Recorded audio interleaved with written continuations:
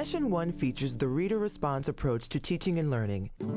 In Santa Fe, New Mexico, Alfredo Lujan and his students explore the poetry of Pat Mora. Inspired by Mora, the students create and present their own poetry.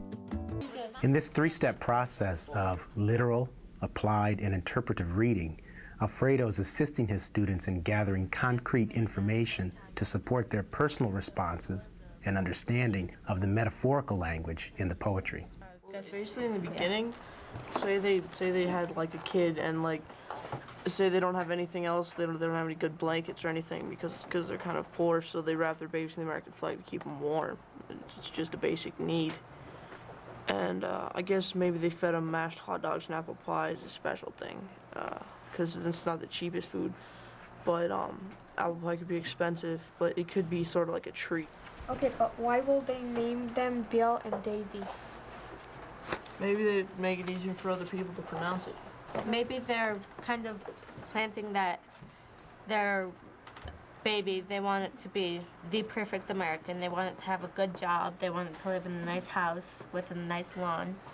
And they don't want it to be something that people ask, are you sure? Like, because my name, Victoria, it's like a Spanish name. And people would ask, are you from America? Are you American? Are your parents American? And they want everyone to think that their babies are American and like that no doubt about it. Yeah, no doubt about it. Their babies are American and that they didn't come from another country. Okay, and what were you agreeing with, Zane? Yeah. American flag. If they're cold, they wrap them up in the American flag because they don't have any blankets. I was agreeing with that. Okay, so that could literally be true. Okay, and I just was really interested, since this is about my own true name, the Bill and Daisy question that you asked. Sometimes, as I'm reading poetry, I have to think about what the writer's trying to do. You know, parents are naming the baby, right? But the writer is giving the parents the power to name their babies whatever. So the words Bill and Daisy are chosen not by the parents, By the writer. but by the writer. Well, one thing that's emerging here is how easy it is, or how hard it is, to actually just stay on the literal. Because our minds are like, you know, and they go. So you guys are already discussing things which are literal. That's where they start, okay? But you're sort of moving on, and that's great. So that kind of moves on to what you were saying, you know? The wrapping the baby literally happens, okay? But then with what? Like surrounding them with like American things, wanting them to be pure American. Which that moves into the interpretive. Yeah, that's right. Teachers know that when students read, they take their reading into their own lives and they interpret and they think in terms of metaphor or symbolism, or, you know, they go different places. But sometimes it's good to get them in an activity to think about the fact that they are thinking about that. And that's why we call that a metacognitive activity. Inevitably, the students who are talking about the literal level of reading are going to start interpreting. But just for a moment, for the 5 or 10 minutes that they're discussing, it's good for them to be aware that they're aware of those things. Now, when we use terms like pure American or American, I don't think it means that we really think there is a pure American. And I heard some of that terminology, so I wanted to debrief on that. What's the American dream? Well, the American dream is supposedly this whole classic thing of having a house and a family and a giant fancy car. But really, when you think about it, the American dream is being able to think for yourself and being able to be free, and it's being able to have your own American dream. Alfredo's dialogue with the students exemplifies the questioning and conversation that helps extend student understanding when reading multicultural literature. What you're going to do when we go to the arroyo, you're going to go out and you're going to have a found object, okay? Find a perch, okay?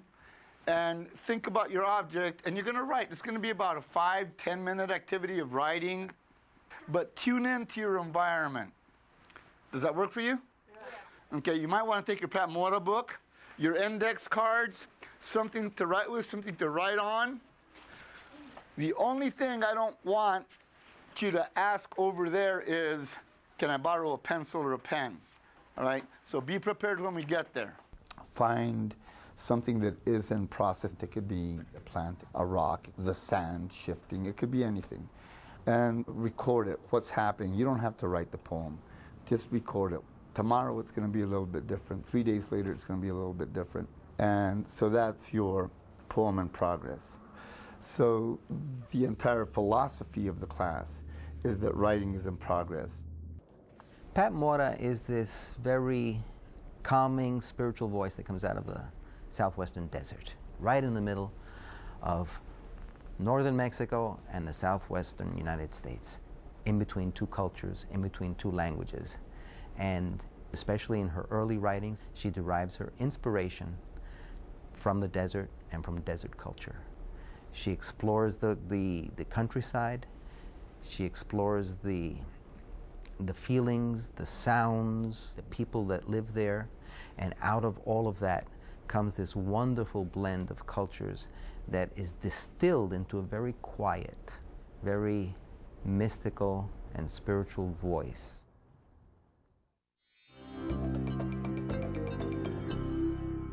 Okay, so you're going to meet Pat Mora. I don't want to say a whole lot because I'm so happy to have her here. Pat Mora. You know, writers spend a lot of time alone, and they need to spend a lot of time alone.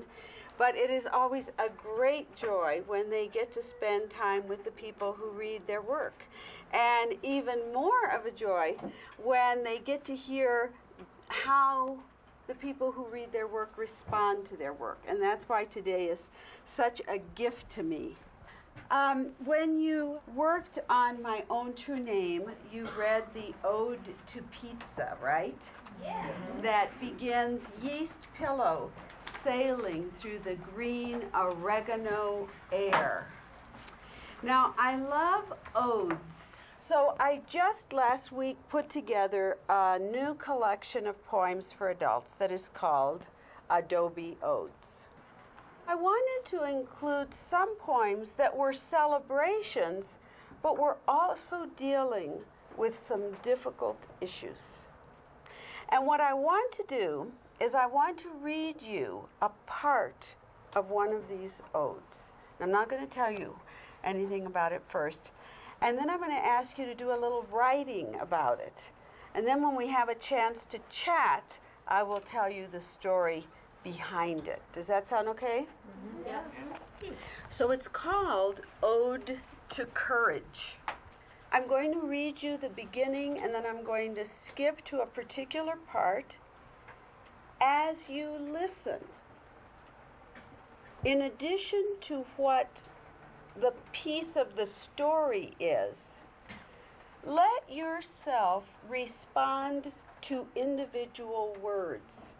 So if you hear a word or two and they trigger something, let that be what you write about. It doesn't have to be about this, okay? Just sort of try to be totally open. Totally open. Ode to Courage. In this country of strange sounds, you move quickly through your house, gather clothes, water plants. Una madre bringing order to a place you don't understand. Brown bird busy with your cramped nest. This teacher spits these words at your first grade daughter. Don't speak that garbage in here. She pinches your niñita when she speaks Spanish, smacks her with a ruler. The woman, what kind of woman, you wonder, pours beans from a bag. You hear the beans hit the wood floor. You feel the words, kneel on that, hit your daughter's ears, while the other first graders watch the girl who can't talk right write a little bit. One of my hopes is that the literature makes us all more compassionate. You know, I say a lot that, and I believe it, that literature helps us cross borders and build community. I believe that, you know. And it is when we hear many different kinds of voices that that happens. It wasn't until I was an adult who began to write that I realized that the most exciting thing I had to write about was about being of Mexican descent and coming from the desert. So I want them to feel that they could bring any part of themselves, their language, their sadness, whatever kind of family they come from, and that it's going to be honored. It's going to be treated with tremendous respect. All right. That is not the easiest kind of writing to do, is it? No. It is not the easiest kind of writing for me to do either. It's writing under pressure. It's a valuable skill. It's not easy to do. But did anybody write something that they particularly liked? Yes. I wrote about the time when I was in Israel. There was an Orthodox Jew who had an Arab boy beat him up in school, and it kind of reminded me of that because I wouldn't have the courage to come back to school after that. And he did come back to school, and he went back to his everyday life, even with this kid threatening him, always behind his back. And I just thought it reminded me of that. The poem was told to me by a teacher, and she was talking about herself when she was in first grade. And this really happened to her. And the Ode to Courage is about her mom, because though her mom didn't speak any English, she marched into the school the next day and she said to the principal, "No, señor, no, señor, así no tratan a mi hija." And in the poem I say, and the principal didn't understand, and the principal did understand. Because you don't have to speak Spanish to know that she's saying no. She's setting limits, right? But you brought up a very interesting point, which is the courage that the girl had to have to keep going back, where I was focused thinking about the mom. You know, writers always learn from students, and I learned something from you right now. So when did you kind of get interested in writing? Like, know that you really wanted to do this for a living? To write. I'm a writer because I'm a reader. You know, that's the truth. And I think often writers are people who you soak up enough language that it sort of spills over. It's sort of like a fountain. And that's the joy of writing. You know, it's this welling up of language. So one of my hopes for our time together is that you will think more about reading as essential to writing. I'm wondering, because you have the poem in there that's called Picturesque San Cristobal de las Casas. Have you been to San Cristobal? I have. Have you? Yeah. Yes? I went there last summer. And what I was trying to do in the poem was, of course, which is what I'm often trying to do in my work, was to invite the reader to look at the people that were taught to ignore. So people go to San Cristobal. It's a very popular tourist place.